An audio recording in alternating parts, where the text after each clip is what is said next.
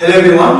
आज हामी BBS second इयरको cost and management accounting subject अन्तर्गत भोल्युम एन्ड एक्टिभिटी बेस्ड कस्टिङको बारेमा डिस्कस गर्दैछौँ। र volume and activity based costing च्याप्टरमा हामीले गर्ने के हो त भन्दा यसमा हामीले पत्ता लगाउने भनेको टोटल कस्ट र पर युनिट कस्ट हो। र यो प्रोडक्ट अथवा sometimes can be of services also. So के गर्नु पर्दो रहेछ भन्दाखेरि टोटल कस्ट अथवा पर युनिट कस्ट पत्ता लगाउने हो। र टोटल कस्ट र पर युनिट कस्ट पत्ता लगाउँदाखेरि हामीले यो च्याप्टरमा चाहिँ दुईवटा मेथडबाट चाहिँ काम गर्नुपर्ने हुन्छ। र यो च्याप्टरको टपिकले भने अनुसारले दुईवटा मेथड देखिएको छ। एउटा भोल्युम भनेको छ, अर्को एक्टिभिटी बेस्ड कस्टिङ भनेको छ। सो दुईवटा मेथडबाट हामीले टोटल कस्ट र पर युनिट कस्ट पत्ता लगाउनु पर्ने हुन्छ। सो पहिलो मेथड भनेको भोल्युम बेस्ड मेथड हो। Two methods of calculating total cost and cost per unit। दुईवटा मेथडबाट गर्नुपर्नेमा पहिलो मेथड भनेको भोल्युम बेस्ड, जसलाई हामी ट्रेडिसनल पनि भन्ने गर्छौँ। ट्रेडिसनल अथवा भोल्युम बेस्ड अथवा भोल्युम बेस्ड नभनेर यसलाई हामी के पनि भन्न सक्छौँ भन्दाखेरि कन्भेन्सनल। र कन्भेन्सनल नभनेर यसलाई के पनि भन्न सकिन्छ भन्दा एब्जर्प्सन। सो एब्जर्प्सन कस्टिङ यो पहिलो मेथड हो। र यो मेथडमा हामीले के बुझ्नुपर्छ भन्दाखेरि टोटल कस्ट अथवा कस्ट पर युनिट पत्ता लगाउँदा यसले के गर्छ भन्दाखेरि प्रोडक्सनमा अथवा सर्भिस प्रोभाइड गर्दाखेरि इन्भल्भ हुने एक्टिभिटिजहरूलाई यसले इग्नोर गरेर के को आधारमा कस्ट आइडेन्टिफाई गर्छ भन्दाखेरि भोल्युमको आधारमा, स्पेशली भोल्युमको आधारमा। र भोल्युम भन्नाले के बुझ्ने भन्दाखेरि प्रोडक्सन युनिट्स अथवा आउटपुट लेभल हुन सक्छ, अथवा मेसिन आवर्स हुन सक्छ, अथवा डाइरेक्ट लेबर आवर्स हुन सक्छ। सो यो मेथडले चाहिँ प्रोडक्सनमा इन्भल्भ हुने एक्टिभिटिजहरूलाई इग्नोर गरेर भोल्युमको आधारमा अथवा प्रोडक्सन युनिट अथवा मेसिन आवर्स अथवा डाइरेक्ट लेबर आवर्सको आधारमा चाहिँ यसले चाहिँ पर युनिट कस्ट र टोटल कस्ट आइडेन्टिफाई गर्न थाल्छ भने यो मेथडलाई चाहिँ हामी भोल्युम बेस्ड मेथड भन्ने गर्छौँ। सो एउटा सेन्टेन्स लेख्यौँ यसको लागि, if per unit cost is calculated on the basis of absorption or allocation of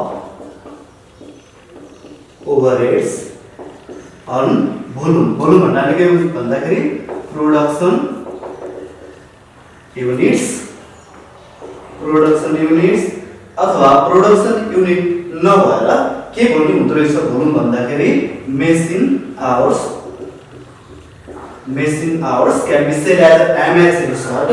similarly हुन सक्दो रहेछ डाइरेक्ट लेबर आवर्स, जसलाई हामी सर्टमा DLS पनि भन्न सक्छौँ। इट इज कल्ड ट्रेडिसनल अथवा भोल्युम बेस्ड मेथड। ट्रेडिसनल अथवा भोल्युम बेस्ड भन्न सकिन्छ ट्रेडिसनल कस्टिङ मेथड। अब यसले चाहिँ कस्टलाई चाहिँ क्याल्कुलेट गर्दाखेरि चाहिँ प्रोडक्सन अथवा प्रोडक्सन युनिट, मेसिन आवर्स अथवा लेबर्स आवरको आधारमा चाहिँ कस्ट एलोकेट गर्ने गर्छ। र यसले चाहिँ प्रोडक्सनमा इन्भल्भ हुने एक्टिभिटिज, भेरियस एक्टिभिटिजहरू प्रोडक्सन अथवा सर्भिस रिलेटेड गर्दाखेरि इन्भल्भ हुन सक्छन्। जस्तो प्रोडक्टको केसमा चाहिँ प्रोडक्ट डिजाइनिङको कुराहरू, पर्चेज अफ म्याटेरियल्सको कुराहरू, क्वालिटी कन्ट्रोलको कुराहरू, टेक्नोलोजिकल एसिस्टेन्टको कुराहरू, प्रोडक्ट डिजाइनिङको कुराहरू, अकाउन्टिङको कुराहरू, अपरेसनको कुराहरू, यी भेरियस एक्टिभिटिजहरूलाई इग्नोर गरेर चाहिँ यसले चाहिँ यदि चाहिँ कस्ट पत्ता लगाउँदाखेरि चाहिँ प्रोडक्सन युनिटको आधारमा अथवा आउटपुट लेभलको आधारमा अथवा मेसिन आवर्सको अथवा लेबर आवरको आधारमा चाहिँ एब्जर्ब गर्ने गर्छ अथवा एलोकेट गर्ने गर्छ भने यस्तो मेथडलाई चाहिँ हामी ट्रेडिसनल अथवा भोल्युम बेस्ड अथवा कन्भेन्सनल अथवा एब्जर्प्सन कस्टिङ मेथड भन्ने गर्छौं। एक्टिभिटीजहरुलाई यसले टोटल्ली इग्नोर गर्ने गर्छ। सो सबै खाले ओभरहरुलाई चाहिँ यसले एउटै बेसिस युज गरेर त्यो एउटै बेसिस भनेको प्रोडक्सन युनिट्स, लेबर आवर्स अथवा मेसिन आवर्स हुन सक्छ। यस्तो मेथडलाई चाहिँ हामी चाहिँ ट्रेडिसनल कस्टिङ मेथड भन्छौं। भने अर्को मेथड भनेको चाहिँ एक्टिभिटी बेस्ड कस्टिङ मेथड हो। सो अर्को मेथड भनेको एक्टिभिटी बेस्ड कस्टिङ र एक्टिभिटी बेस्ड कस्टिङलाई हामी सर्टमा एबीसी भन्न सक्छौं। सो नर्मली यसलाई एबीसी भनेर पनि चिनिने गरिन्छ, एबीसी मेथड अथवा सिस्टम।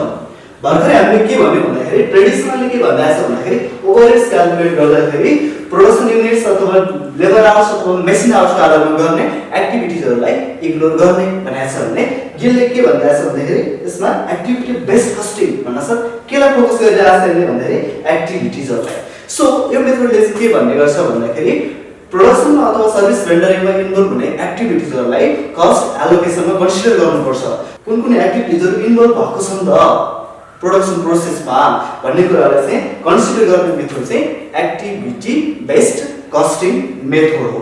जस्तो एउटा सेन्टेन्स लेख्दै मैले यसको लागि it is the method under which total overheads are firstly traced or classified traced into various production activities and then suitable cost drivers are used to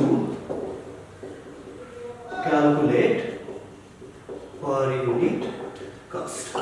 अब यो मेथडले चाहिँ के गर्छ भन्दाखेरि पहिला टोटल ओभरहेड्सहरुलाई चाहिँ प्रोडक्सनमा इन्भल्भ भएका एक्टिभिटीजहरु कति छन् भन्ने कुरा आइडेन्टिफाई गर्छ र एक्टिभिटीजहरु आइडेन्टिफाई गरिसकेपछि यसले चाहिँ ती एक्टिभिटीजहरुलाई एफेक्ट गर्ने फ्याक्टर्सहरु जसलाई हामी कस्ट ड्राइभर्स भन्छौं, ती सुटेबल कस्ट ड्राइभर्सहरुलाई चाहिँ यसले युज गरेर चाहिँ पर युनिट कस्ट चाहिँ आइडेन्टिफाई गर्ने गर्छ।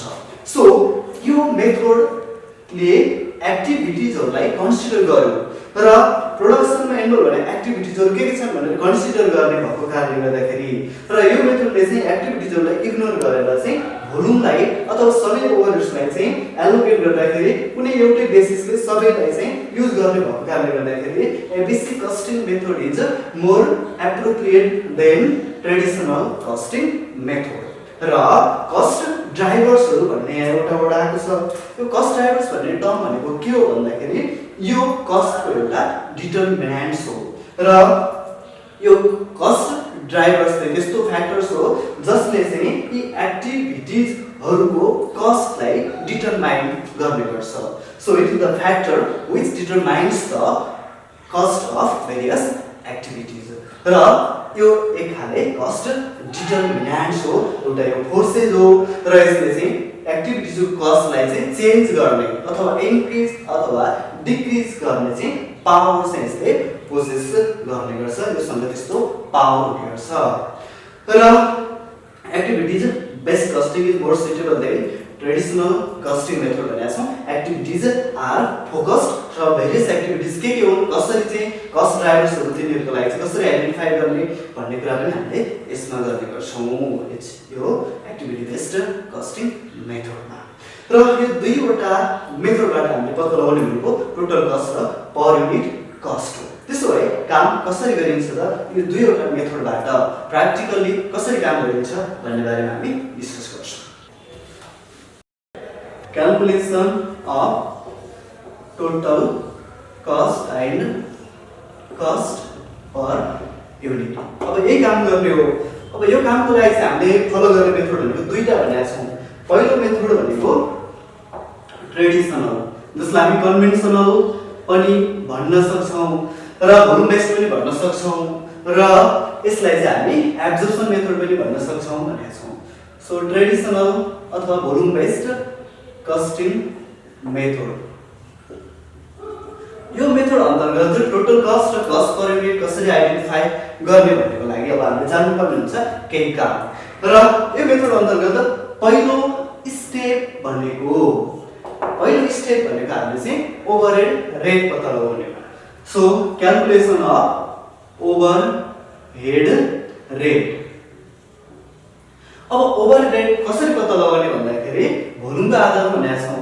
त्यो भोल्युमहरु के हुन सक्छ भन्दाखेरि एउटा हुन सक्छ प्रोडक्सन युनिट्स हो, रेट पर युनिट्स हुन सक्छ।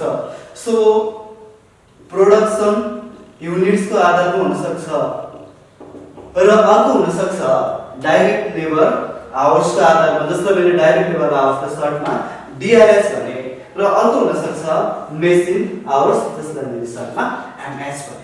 यी भोल्युम बेस्ड अथवा ट्रेडिसनल कस्टिङ मेथडमा हुन सक्ने ओभरहेड रेट पत्ता लगाउने पहिलो स्टेपमा भनेको प्रोडक्सन युनिटको आधारमा, डाइरेक्ट लेबरको आधारमा अथवा मेसिन आधारको आधारमा कसको आधारमा गर्ने भन्ने कुरा चाहिँ तपाईलाई क्वेशनले भनेको हुन्छ। त्यसकै आधारमा गर्नु पर्यो। नर्मली DRS र MS को आधारमा गर्ने गरिन्छ र क्वेशनले जुन भन्छ त्यसको आधारमा गर्नु पर्यो यसरी। र कसरी गरिन्छ त यसको क्याल्कुलेसन भन्दाखेरि ओभरहेड रेट क्याल्कुलेट गर्दाखेरि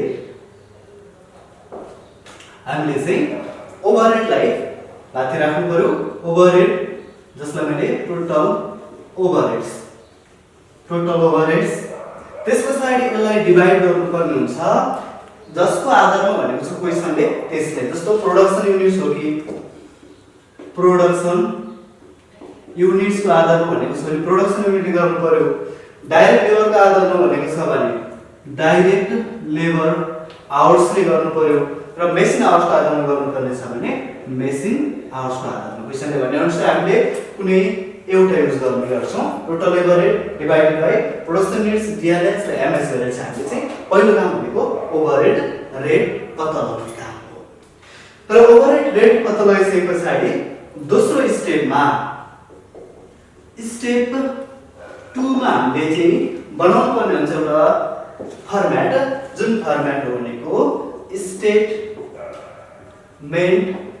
अफ कस्ट अन्डर कुन मेथडमा छौं यति बेला हामी दुईवटा मेथड मध्ये भन्दा traditional costing method. So traditional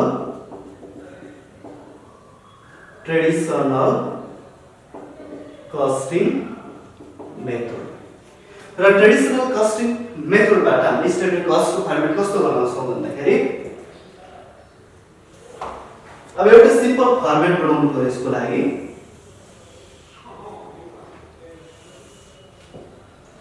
र कस्तो हुन्छ फर्म्याट भन्दाखेरि सुरुमा हामीले चाहिँ पर्टिकुलर्स र प्रोडक्ट्स आउटपुटको लागि सुरुको कलम भयो। त्यसपछि प्रोडक्टहरु कतिवटा छन्, प्रोडक्ट A B C अथवा XYZ अथवा के नाम छ प्रोडक्टको त्यसको लागि। र सुरुमा हामीले चाहिँ particulars then products and outputs, particulars र product and outputs। र प्रोडक्ट्सहरु भेरियस काइन्ड्स हुन सक्छ, जस्तो प्रोडक्ट X होला, Y होला, Z होला अथवा के नाम छ प्रोडक्टको क्वेशनले दिए अनुसार लेख्नु पर्यो। र त्यसको युनिट्सहरु के हो, युनिट्स भनेको छ कि पीसेस भनेको छ कि अथवा चाहिँ अरु के युनिट छ यसको त्यो युनिट्सलाई पनि हामीले देखाइदिन्छ। यो भनेको आउटपुट हो। आउटपुटको चाहिँ युनिट के छ त्यसलाई देखाउनु पर्ने हुन्छ। र सुरुमा राख्नु पर्ने भनेको हामीले चाहिँ प्राइम कस्ट अन्तर्गतका आइटम्सहरु, प्राइम कस्ट अन्तर्गत आइटम भन्दा हामीले डाइरेक्ट कस्टहरुलाई बुझ्नु पर्ने हुन्छ। सो यसमा आउन सक्ने भनेको डाइरेक्ट मटेरियल्सको कुरा, डाइरेक्ट मटेरियल्सको कुरा राख्नु पर्यो। प्रोडक्ट X को लागि कति छ, Y को लागि कति छ, Z को लागि कति छ, यो डाइरेक्ट मटेरियल्सको कुरा राख्नु पर्यो। अर्को डाइरेक्ट कस्ट भनेको हुन सक्छ डाइरेक्ट वेजेस अथवा तपाईले डाइरेक्ट वेजेस नभनेर भन्न सक्छ डाइरेक्ट लेबर्स भनेर भन्नु। यसलाई पनि राख्नु पर्यो। प्रत्येक प्रोडक्टको कति कति भ्यालु दिएको छ त्यो। र अर्को हुन सक्छ अदर डाइरेक्ट एक्सपेन्सेसहरु र डाइरेक्ट मटेरियल्स डाइरेक्ट वेजेस बाहेक अरु डाइरेक्ट एक्सपेन्सेसहरु के छन् त्यसलाई पनि राख्नु पर्यो र यो छ भन्ने मात्रै राख्नु पर्यो क्वेशन दिएको छ भने चाहिँ त्यो भ्यालुलाई पनि राख्नु पर्यो र नर्मली तपाईलाई चाहिँ डाइरेक्ट एक्सपेन्सेस भनेर दिएको हुँदैन so direct materials direct wages दिएको हुन्छ यसको भ्यालु राख्नु पर्यो यसरी यी सबै डाइरेक्ट कस्टहरुलाई राखिसकेपछि तिनीहरुलाई हामी क्लोज गर्छौं र यिनीहरुको भ्यालु जोड्छौं यो तीनवटा अथवा कतिवटा छ यो कोलममा यसलाई जोड्छौं यसलाई पनि जोड्यौं यसलाई पनि जोड्यौं यसरी डाइरेक्ट कस्टहरुलाई जोडेर आएको भ्यालुलाई हामीले भन्ने गर्छौं prime cost so prime cost भनेको के रहेछ त भन्दाखेरि prime cost is the sum of direct cost यसरी डाइरेक्ट कस्टहरु जोडेर आएको भ्यालुलाई हामी प्राइम कस्ट भन्ने गर्छौं र प्रोडक्सन अथवा सर्भिस रेन्डरिङ गर्दाखेरि कस्ट डाइरेक्ट कस्ट मात्रै हुँदैन त्यहाँ हुन सक्छ डाइरेक्ट कस्ट बाहेक कस्टहरु जसलाई हामी इनडाइरेक्ट कस्ट भन्ने गर्छौं र त्यही इनडाइरेक्ट कस्टहरुलाई भन्ने गर्छौं हामी ओभरहेड्स सो प्राइम कस्टमा जोड्नु पर्ने हुन्छ overheads are indirect cost so indirect कस्टहरुलाई हामी ओभरहेड भन्ने गर्छौं ती भ्यालुहरुलाई पनि हामीले राख्नु पर्ने हुन्छ र अघि हामीले यो मेथडमा भनेको थियौं यो ट्रेडिसनल कस्टिङ मेथडले ओभरहेड एलोकेट गर्दाखेरि चाहिँ भोल्युमको आधारमा गर्छ र सबै खाले चाहिँ एक्टिभिटीजलाई इग्नोर गरेर कि त यसले प्रोडक्सन युनिटको आधारमा अथवा चाहिँ कि त डीएलएस डाइरेक्ट लेबर आवश्यकता आधारमा कि त मेसिन आवश्यकता आधारमा एलोकेट गर्छ भनेको थियो त्यो ओभरहेड्स राख्दा पनि हामीले चाहिँ क्वेशनले भने अनुसार के को आधारमा भनेको छ त्यसैको आधारमा चाहिँ राख्नु पर्ने हुन्छ र यसमा चाहिँ हामीले चाहिँ यहाँ जुन रेट निकालेको हुन्छ ओभरहेड रेट यो भ्यालु जुन भ्यालु आएको हुन्छ यहाँबाट त्यो भ्यालुलाई चाहिँ हामीले चाहिँ यहाँ राख्नु पर्ने हुन्छ र त्यो भ्यालुलाई मल्टिप्लाई गर्नु पर्ने हुन्छ क्वेशनले भने अनुसार प्रोडक्सन युनिट अथवा डीएलएस अथवा मेसिन आवरले चाहिँ मल्टिप्लाई गर्नु पर्ने हुन्छ सो ओभरहेड कसरी आउँदो रहेछ भन्दाखेरि चाहिँ ओभरहेड रेट स्टेप 1 बाट आएको ओभरहेड रेट मैले ओभरहेड रेटलाई ओएस रेट लेखे इन्टु क्वेशनले के को आधारमा गर भनेको छ त्यसले मल्टिप्लाई गर्नु पर्यो प्रत्येक प्रोडक्ट जस्तो प्रोडक्सन युनिटको आधारमा छ भने प्रोडक्सन युनिट्सले मल्टिप्लाई गर्नु पर्यो अथवा डीएलएस को आधारमा छ भने डीएलएस ले मल्टिप्लाई गर्नु पर्यो अथवा क्वेशनले मेसिन आवरको आधारमा गर भनेको छ भने मेसिन आवरको आधारमा चाहिँ यहाँबाट आएको जुन भ्यालु हुन्छ रेट त्यसले चाहिँ मल्टिप्लाई गर्नु पर्यो प्रोडक्सन युनिट अथवा डीएलएस अथवा मेसिन आवरले र प्रत्येक प्रोडक्टको लागि तिनीहरुको भ्यालु चाहिँ राख्नु पर्ने हुन्छ यसरी क्याल्कुलेट गरेर र ओभरहेडहरुलाई चाहिँ प्राइम कस्टमा जोडिसकेपछि एउटा भ्यालु आउने गर्छ यी प्रत्येक भ्यालु प्राइम कस्टमा र ओभरहेड्सको भ्यालु यसरी prime कस्टमा ओभरहेडको value prime कस्टमा ओभरहेडको value prime कस्टमा ओभरहेडको value जोडेर आउने भ्यालुलाई हामीले के भन्ने भन्दाखेरि प्राइम कस्ट भनेको डाइरेक्ट कस्ट भयो ओभरहेड भनेको इनडाइरेक्ट कस्ट हो सो डाइरेक्ट कस्ट र इनडाइरेक्ट कस्टको समलाई भन्ने गर्छ हामी टोटल कस्ट त्यसो भए अब के आउँदो रहेछ त भन्दा टोटल कस्ट आउँदो रहेछ टोटल कस्ट भनेको के रहेछ भन्दाखेरि prime cost plus overhead so prime cost plus overhead यसरी भ्यालु निकाल्छौं र त्यो भ्यालु भन्ने गर्छ हामी टोटल कस्ट यसरी आयो जब टोटल कस्ट आउँछ तब हामीले त के भनेको छ क्वेशनले के क्याल्कुलेट गर्नु भन्छ भन्दा टोटल कस्ट र cost per unit total cost त क्याल्कुलेट भयो ट्रेडिसनल सिस्टम अनुसार र अर्को भनेको कस्ट पर युनिट कसरी क्याल्कुलेट गर्ने भन्दाखेरि cost per unit is equal to अब एउटा कुरा कस्ट पर युनिट कसरी क्याल्कुलेट गर्ने भन्ने कुराको लागि पर भन्दा अगाडि भ्यालु के छ भन्दाखेरि कस्ट छ सो कस्ट भनेको टोटल कस्ट यसलाई हामी माथि राख्दियौं टोटल कस्ट र डिभाइड गर्नु पर्यो केले भन्दाखेरि पर भन्दा पछाडीको भ्यालु पर भन्दा पछाडी के छ भन्दाखेरि युनिट छ त्यो युनिट भनेको आउटपुट हो अथवा प्रोडक्सन युनिट हो सो यसलाई डिभाइड गर्नु पर्यो युनिट्सले so total cost divided by unit produce अथवा आउटपुट युनिट्सले चाहिँ डिभाइड गर्ने अथवा युनिट प्रोड्युसले डिभाइड गर्दै पछाडी आउने भ्यालुलाई नै हामी कस्ट पर युनिट भन्ने गर्छौं अब अरु आइडियाजमा के छ भन्दाखेरि टोटल कस्ट आइसकेपछि कस्ट पर युनिट निकाल्दा के गर्ने भन्दाखेरि पर भन्दा अगाडि भ्यालुलाई माथि राख्ने टोटल कस्ट र पर भन्दा पछाडीको भ्यालु भनेको युनिटलाई तल राख्ने भनेको छौं अब यहाँ डाइरेक्ट हेर्यो भने तपाईलाई मैले के भन्छु भन्दाखेरि बटम बाइ टप। बटम भनेको टोटल कस्ट यहाँ छ र टपमा छ युनिट्स। यसरी यो भ्यालुलाई यो भ्यालुले डिभाइड गरे पछाडी आउँछ cost per unit. So total cost यहाँ छ, युनिट यहाँ छ, यो भ्यालु बाइ यो भ्यालु। सपोज यो भ्यालु छ सिम्पल एक्जाम्पल 200 र यहाँ छ 20। 200 बाइ 20 गर्दाखेरि आउने भ्यालु भनेको 10 यहाँ राख्ने। यसको लागि पनि यो भ्यालु बाइ यहाँको युनिटले, यसको लागि पनि यो टोटल कस्टको भ्यालुलाई यो युनिटले डिभाइड गरेर जुन भ्यालु आउँछ त्यसलाई हामी चाहिँ कस्ट पर युनिट भन्छौं। र यसरी कस्ट पर युनिट पत्ता लगाइसके पछाडी हामी फर्मेटलाई क्लोज गर्यौं र यसरी कम्प्लिट गर्ने गर्छौं कस्ट र कस्ट पर युनिट पत्ता लगाउने ट्रेडिसनल कस्टिङ मेथड अथवा कन्भेन्सनल अथवा एब्जर्प्सन मेथडबाट, एब्जर्प्सन कस्टिङ मेथड अथवा भोल्युम बेस्ड कस्टिङ मेथडबाट चाहिँ यी दुईटा स्टेप पुरा गरेर हामीले चाहिँ कस्ट वा कस्ट पर युनिट चाहिँ पत्ता लगाउने गर्छौं। अब हामी दोस्रो मेथडको बारेमा कुरा गर्छौं। दोस्रो मेथड भनेको एक्टिभिटी बेस्ड कस्टिङ, जसलाई हामी सर्टमा भन्छौं एबीसी मेथड। र एबीसी मेथडले एक्टिभिटीलाई कन्सिडर गर्छ भेरियस काइन्ड्स अफ एक्टिभिटीज आउँछन्। एक्टिभिटीलाई ड्राइभ गर्ने फ्याक्टर्सहरु अथवा एक्टिभिटीजको कस्टलाई इन्क्रिज अथवा डिक्रिज गर्ने फ्याक्टर्सहरु पनि छन्, जसलाई कस्ट ड्राइभर भनिन्छ भनेको थियो। त्यसो भए ती कस्ट ड्राइभर्सहरुको कुरालाई इन्क्लुड गर्दै एक्टिभिटीजलाई कन्सिडर गर्दै कसरी टोटल कस्ट र पर युनिट कस्ट पत्ता लगाइन्छ रहेछ त यसको बारेमा जान्नु पर्यो। सो यसको पनि एउटा स्टेप छ। पहिलो स्टेप 1 भन्ने मैले। अब स्टेप 1 मा के काम गरिन्छ यसको भन्दाखेरि कस्ट ड्राइभर रेट चाहिँ पत्ता लगाउने गरिन्छ। सो यसको पहिलो स्टेप भनेको calculation of cost driver rates. अब कस्ट ड्राइभर रेट्सलाई हामी सर्टमा सीडीआर भन्न सक्छौं। सीडीआर पत्ता लगाउने काम भनेको पहिलो काम भयो। सो सीडीआर पत्ता लगाउँदाखेरि हामीले चाहिँ एउटा फर्मेटमा गर्न सक्छौं जसले हामीलाई सजिलो हुने गर्छ। सो कस्तो हुन्छ त यसको फर्मेट भन्ने कुरा, एउटा सिम्पल फर्मेट बनाऊ।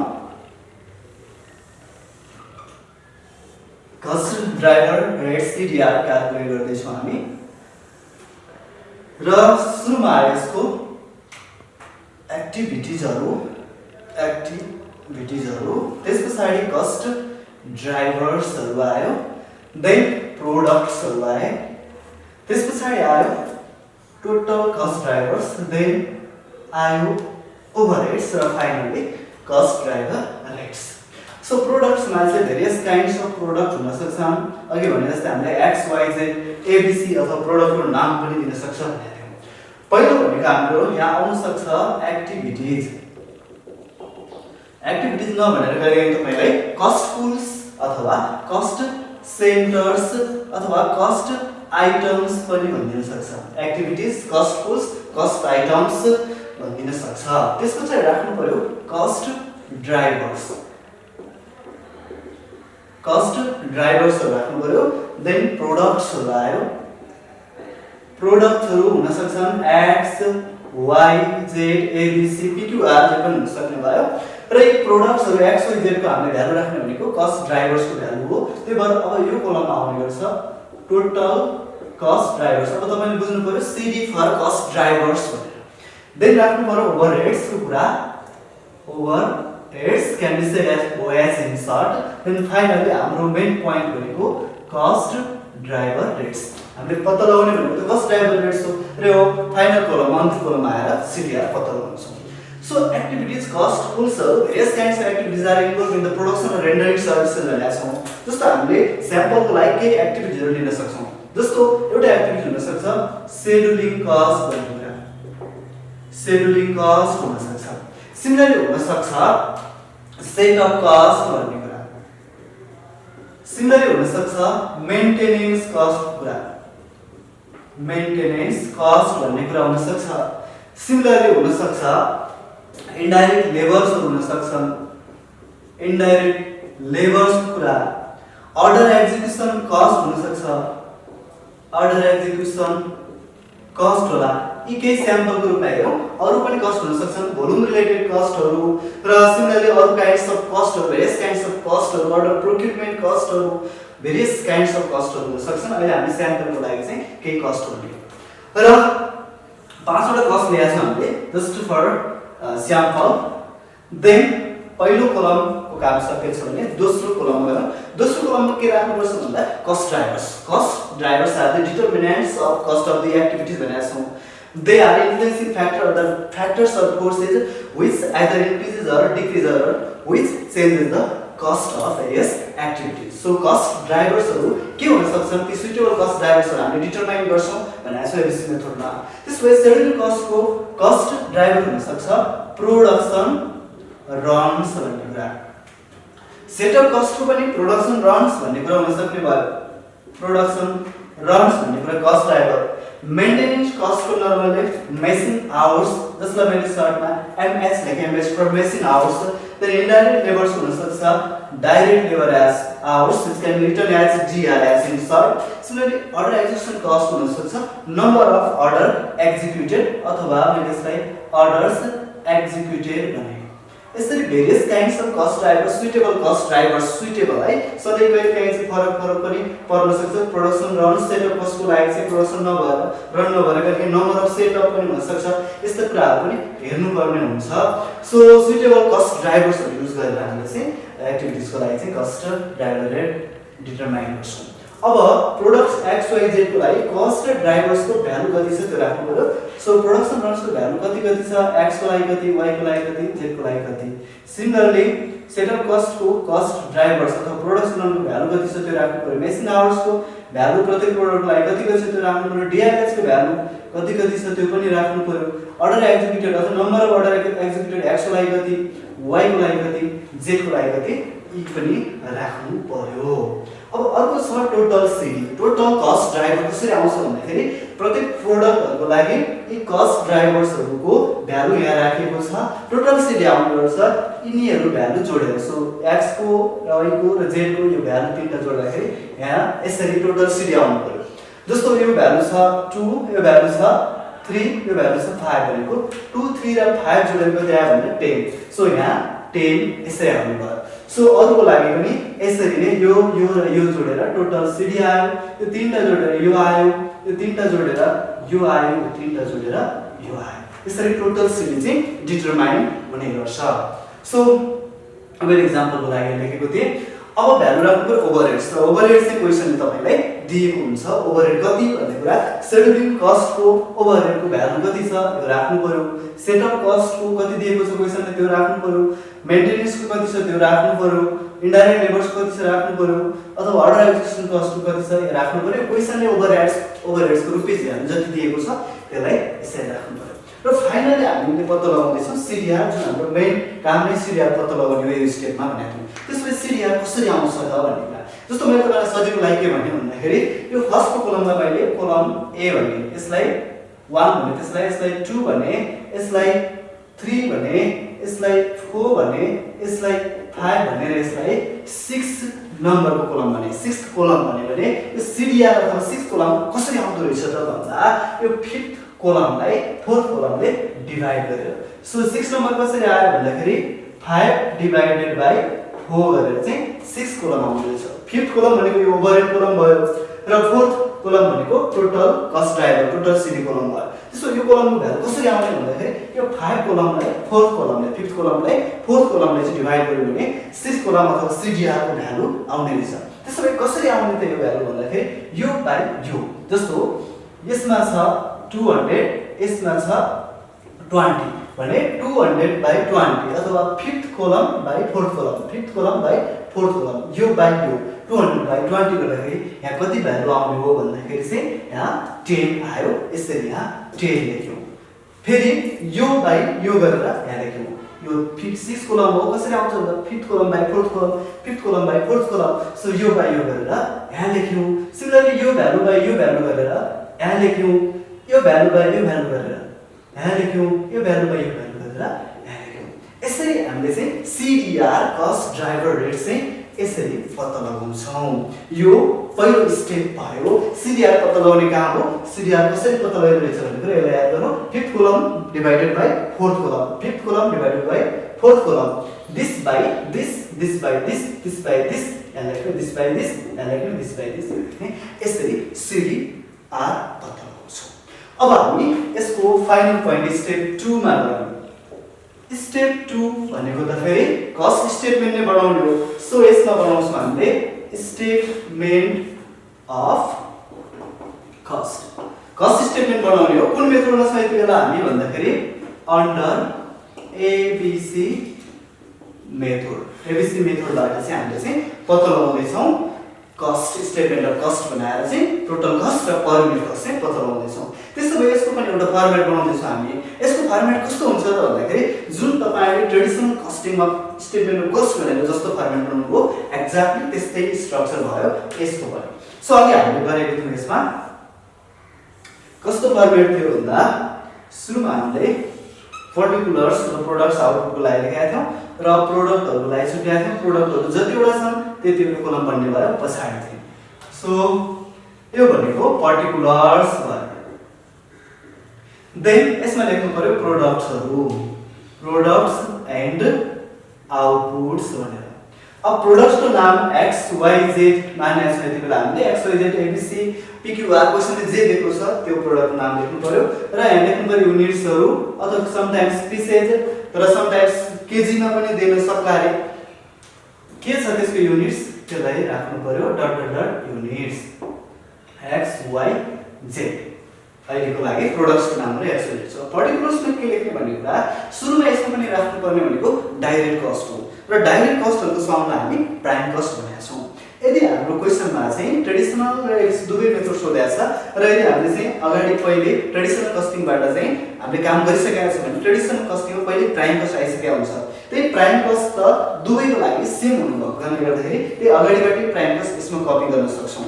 सो अगाडि गरिसकेका छौं भने हामीले प्राइम कस्ट ट्रेडिसनल कस्टिङको फर्मेटबाट मैले प्राइम कस्टलाई ए भन्थे त्यहीबाट कति आएको थियो x को लागि y को लागि कति आएको थियो z को लागि कति आएको थियो यसरी कपी गर्दियौ।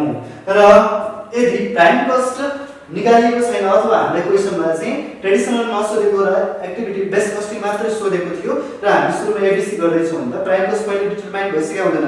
त्यस्तो बेलामा चाहिँ हामी प्राइम कस्टमा पर्ने आइटमहरु जस्तो डाइरेक्ट मटेरियल्स, डाइरेक्ट लेबर अथवा डाइरेक्ट वेजेस र डाइरेक्ट एक्सपेन्सेसका आइटमहरु के छन् यी सबैलाई चाहिँ यहाँ राखेर चाहिँ बललाई डाइरेक्ट कस्ट भनेर जोडेर बललाई हामीलाई प्राइम कस्ट भनेर लेख्नु पर्ने हुन्छ। तर पहिले प्राइम कस्ट आइसकेको छ भने फेरि इन्डिभिजुअली देखाइरहनु पर्दैन, देखाउँदा पनि बिग्रिएन। तर पहिले निकालिसकेको छ अघिल्लो स्टेप पनि भने अघिल्लो नम्बर पनि निकालिसकेको छ भने किन टाइम वेस्ट गर्ने के भएर फटाफट प्राइम कस्ट भनेर अगाडि ए नम्बरबाट यसमा सार्न सकियो। सो पहिले क्याल्कुलेट गरेको खण्डमा प्राइम कस्ट फेरि क्याल्कुलेट गर्नु पर्यो नि त्यही कपी गर्ने अगाडिको नम्बरबाट। यदि गरेको छैन भने चाहिँ direct material, direct labour, direct expenses के छ ती सबै डाइरेक्ट कस्टलाई राखेर बल्ल तिनीहरुलाई जोडेर प्राइम कस्ट निकाल्नु पर्यो। र प्राइम कस्टलाई निकालेको कुरा यदि पहिले निकालेको कुरा राखिसकेका छ भने यसलाई हामीले चाहिँ ए भनेर ब्र्याकेटमा र प्राइम कस्टलाई अहिले क्लोज गरिदिहाल्नु। र प्राइम कस्ट भनेको डाइरेक्ट कस्टको सम हो भने ओभरहेड्स भन्ने राख्नु पर्यो। ओभरहेड भनेको इन्डाइरेक्ट कस्टहरुको सम भनेको छौं। सो प्राइम कस्ट पछाडी अब यहाँ राख्नु पर्ने अर्को भनेको चाहिँ ओभरहेड्स हो र प्राइम कस्टमा जोड्नु पर्ने हुन्छ ओभरहेड्सहरुलाई। अब ओभरहेड्सहरुलाई राख्नु पर्यो। अब ओभरहेड्सहरुलाई चाहिँ यहाँ राख्दाखेरि के गर्ने कहाँ छ त ओभरहेड्स भन्दाखेरि तपाईले भर्खरै माथि स्टेप 1 मा हेर्नुभयो। स्टेप 1 मा मैले कोलममा 1 2 3 4 5 6 भनेर नाम दिएको छु। त्यहाँ नम्बरमा चाहिँ तपाईले 1 मा हेर्नुभयो भने एक्टिभिटीज कस्ट पुल्स भनेर दिएको छ। त्यो एक्टिभिटीज अथवा कस्ट पुल्सको आइटम्स अथवा कोलम नम्बर 1 को आइटम्स जे छ जहिले पनि त्यसलाई यहाँ जस्ता जस्तै यो नामलाई सार्दिनु सक्ने। त्यसो भए यहाँबाट चाहिँ के छ ती सबै यहाँ जे छ यसमा पनि त्यही सार्दिनु। जस्तो अहिले के छ भन्दाखेरि शेड्युलिङ कस्ट, अहिलेको एक्जाम्पल अनुसार शेड्युलिङ कस्ट छ। त्यसपछि अर्को के छ भन्दाखेरि सेट अप कस्ट छ। त्यसपछि अर्को छ मेन्टेनेन्स कस्ट। त्यसपछि अर्को छ इन्डाइरेक्ट लेबर्स। अर्को छ अर्डर एक्जिक्युसन कस्ट। अथवा 1 नम्बरमा हामीले सिरियल क्याल्कुलेट गर्दाको फर्मेटको 1 नम्बरमा जे छ ओभरहेड्स भनेर ती सबैलाई यहाँ जस्ताको जस्तै कपी गर्दियौ। र ओभरहेड्सको भ्यालु पनि त राख्नु पर्यो प्रोडक्ट XYZ अथवा जुन प्रोडक्ट छ तिनीहरुको लागि। यसको लागि कसरी गर्ने भन्ने कुराको लागि तपाईले ओभरहेड्स यिनीहरुको भ्यालु निकाल्दाखेरि के कुरा याद गर्नु पर्यो भन्दाखेरि मैले कस्ट ड्राइभर्सलाई मल्टिप्लाई गर्नुपर्ने हुन्छ कस्ट ड्राइभर रेट्स ले। त्यसपछि CD इन्टु CDR गरेर प्रत्येकको लागि हामीले चाहिँ यहाँ भ्यालु क्याल्कुलेट गर्छौं। त्यसैले के हो त CD र CDR भनेको कसरी राख्ने त भन्ने कुराको लागि तपाईहरुले मैले यहाँ देखाएँ। जस्तो मैले भने कस्ट ड्राइभर्सहरुको नाम यो र तिनीहरुको भ्यालु प्रत्येक प्रोडक्टको लागि यहाँ दिएको छ र टोटल भ्यालु तीनटा जोडेर यहाँ आउँछ भनेर। सो यहाँ भ्यालु सपोज शेड्युलिङ कस्टको लागि कति राख्ने भन्ने कुराको लागि सपोज यहाँ x मा थियो सपोज 5 थियो ल सिम्पल एक्जाम्पल x मा थियो 5 र सपोज यहाँ छ 10 सिम्पल एक्जाम्पल यहाँ कति छ हामीले चाहिँ इग्नोर गरेका छौं बस यो भ्यालु र यो भ्यालु CD इन्टु CDR गरेर भ्यालु निकाल्ने भनेको छ शेड्युलिङ कस्टको लागि यहाँ कति लेख्ने भन्ने कुरा गर्दैछ हामीले। कसरी निकाल्ने भन्दाखेरि CD को भ्यालु यहाँ छ यो कस्ट ड्राइभर्सको नाम भयो र यसको भ्यालु यहाँ छ टोटल CD यो तीनटा जोडेर यहाँ आएको थियो। सपोज x को लागि शेड्युलिङ कस्टको CD छ 5 र CD इन्टु CDR भनेको छ। सो CD 5 भयो CDR कति भन्ने कुरा त हामीले यहाँ निकालेका छौं। सो यो भ्यालु कति आउने भन्दाखेरि CD x को लागि 5 छ CDR छ 10 सो 5 इन्टु 10 गर्दा जति आउँछ त्यो भ्यालु लेख्नु पर्यो 5 इन्टु 10 भनेको 50 अहिलेको लागि 50 भयो। फेरि y को लागि कति भन्दाखेरि CDR त शेड्युलिङ कस्टको सबैको लागि सेम भइहाल्यो र प्रोडक्ट y को लागि सपोज थियो 10 छ भने यो CD भयो y को लागि र CDR त यसको लागि पनि 10 नै भयो। सो 10 इन्टु 10 गरेर फेरि यसमा भ्यालु लेख्नु पर्यो 10 इन्टु 10 भनेको 100 यसरी लेख्नु पर्यो। फेरि z को लागि आउन सक्छ अगाडि 5 हुन सक्छ। सो यो CD भयो 5 र CDR छ 10 सो 5 इन्टु 10 गर्दा फेरि आयो फेरि यहाँ 50 भन्ने कुरा चाहिँ यसरी लेख्नु पर्यो। यसरी प्रत्येकको लागि अहिले भर्खर शेड्युलिङ कस्टको लागि जुन वे हामीले फलो गरेका छौं सेम वेबाट चाहिँ हामीले चाहिँ यसरी ओभरहेड्स अथवा एक्टिभिटिजहरुको रुपीस भ्यालु कति छ त्यो क्याल्कुलेट गर्ने गर्छौं। सो ओभरहेड्स क्याल्कुलेट गर्दाखेरि CD इन्टु CDR रहेछ भन्ने कुरा गर्नु पर्यो र CD भन्ने कुरा यो XYZ प्रोडक्ट्सको अन्डरमा जति भ्यालु छ त्यो हो CD भनेको र CDR चाहिँ हामीले यहाँ लास्टमा निकालेका छौं। सो यो इन्टु यो गर्ने यसमा राख्यो। सिमिलरली y को लागि CD यो भयो CDR यो भयो। सो 10 इन्टु सपोज 10 मल्टिप्लाई गर्यो 100 यहाँ राख्यो। फेरि z को लागि सपोज यहाँ CD 5 छ CDR यहाँ 10 छ सो 5 इन्टु 10 गरेर यहाँ राख्यो। यसरी निकाल्नु पर्यो र बाँकीहरुको लागि पनि सेम प्रोसेस फलो गर्दै यो इन्टु यो गर्ने यसमा राख्ने। सिमिलरली यो इन्टु यो गर्ने यसमा राख्ने र यहाँ भएको CD र यहाँ भएको CDR युज गर्ने यसमा राख्ने। यसरी बाँकीहरुको लागि पनि सेम यो इन्टु यो गर्दै यो इन्टु यो गर्दै यो इन्टु यो गर्दै यसरी भ्यालु पुट गर्नुपर्ने हुन्छ हामीले। यसरी प्रत्येकको लागि जुनको शेड्युलिङ कस्टको लागि हामीले जुन आइडिया फलो गरेका थियौं अरूको लागि पनि त्यसरी नै काम गर्नु पर्छ। यसरी हामीले ओभरहेड्सको भ्यालु राख्नु CD इन्टु CDR गरेर र त्यसपछि यी भ्यालुलाई हामीले जोड्नु पर्ने हुन्छ। यहाँ ओभरहेड्स राखेका थियौं अहिलेको लागि 5 वटा ओभरहेड छ।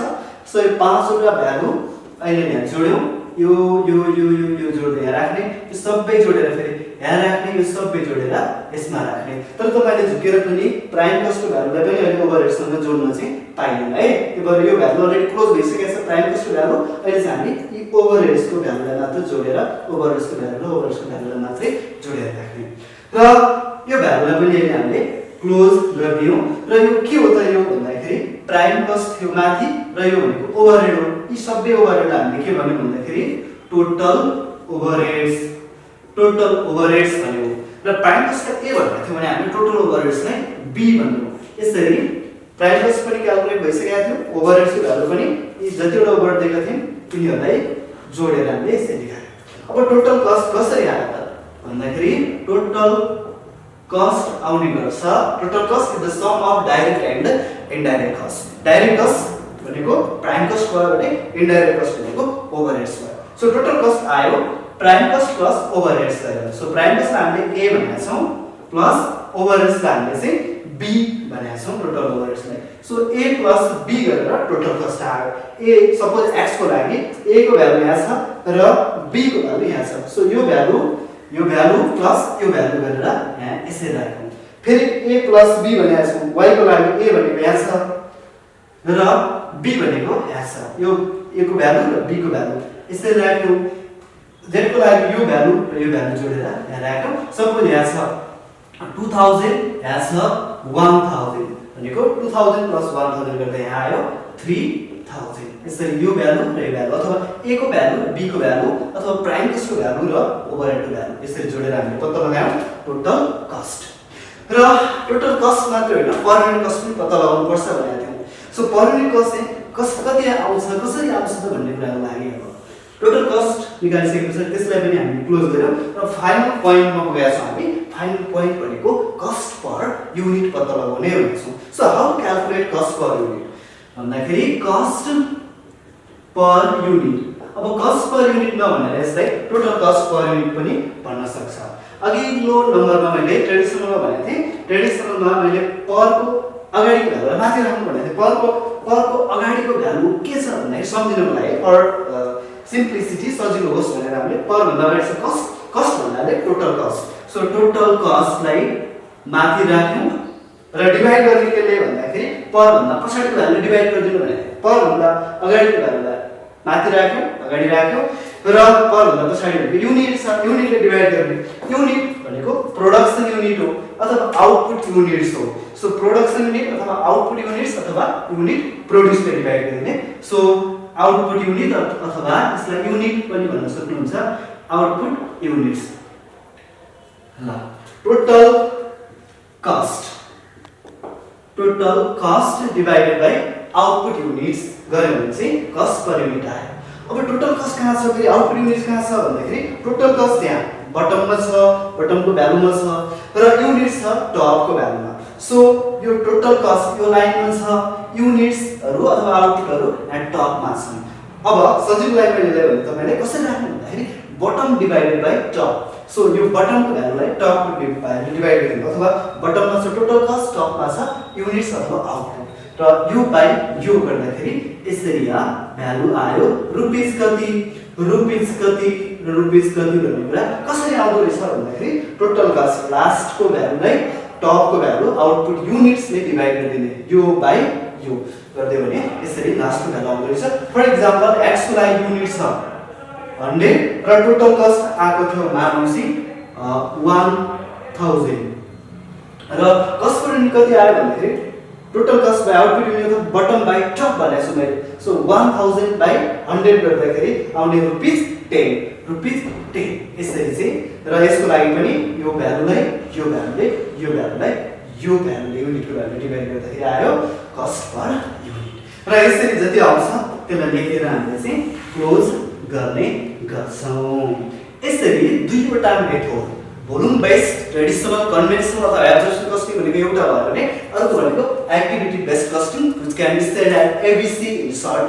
यसरी दुईटा मेथडबाट दुईवटा स्टेप, ट्रेडिसनलको लागि दुईवटा स्टेप फलो गरेर र एबीसी को लागि दुईवटा स्टेप फलो गरेर हामीले चाहिँ यसरी हामीले टोटल कस्ट र पर युनिट कस्ट चाहिँ पत्ता लगाउने काम यो च्याप्टरमा जुन छ यसरी गर्ने गर्छौं। र यस पछाडी त हामीले कन्सेप्टको कुरा, फर्मेटको कुरा, के हो एबीसी भनेको, के हो ट्रेडिसनल भोल्युम बेस्ड भनेको भन्ने कुरा गर्यौं। र प्र्याक्टिकली हामीले च्याप्टरबाट सोध्ने भनेको चाहिँ 10 to 15 मार्क्सको क्वेशन सोध्ने हो। र कसरी गरिन्छ त काम, प्र्याक्टिकली कसरी गरिन्छ भन्ने कुरा पनि हामी गर्छौं। तर अहिले होइन, त्यसलाई चाहिँ हामी नेक्स्ट भिडियोमा यो च्याप्टरको पार्ट 2 मा हामी चाहिँ अरु प्रब्लमहरु चाहिँ सोल्भ गरेर देखाउँछौं। तपाईले यो भिडियोबाट चाहिँ यो च्याप्टरको कन्सेप्ट र फर्मेटको कुराहरु र अहिले मैले जे भनेको छु त्यो कुराहरु याद गर्नुभयो भने पार्ट 2 मा प्रब्लम गर्दाखेरि तपाईलाई धेरै सजिलो हुनेछ। र यसको पार्ट 2 मा हामी प्रब्लम सोल्भ गर्ने छौं। आजलाई यस भिडियोमा हामीले यति कुरा मात्रै गरौँ।